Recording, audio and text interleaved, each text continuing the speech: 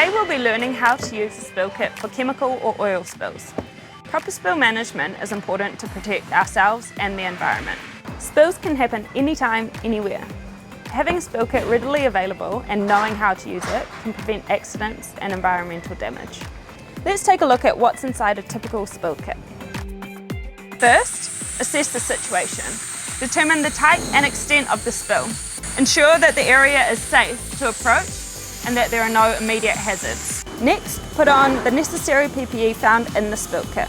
This normally includes gloves, goggles and a protective apron.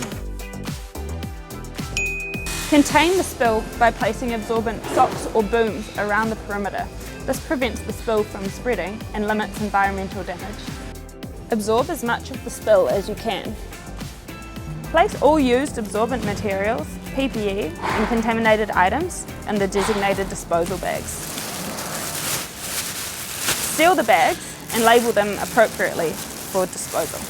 Report the spill to your supervisor or the site safety officer. Fill out any required report forms and document the incident for future reference. Don't forget to restock the spill kit after you've used it. Proper spill management helps maintain a safe and efficient site. Always be prepared and know how to act quickly in the event of a spill. Thanks for watching.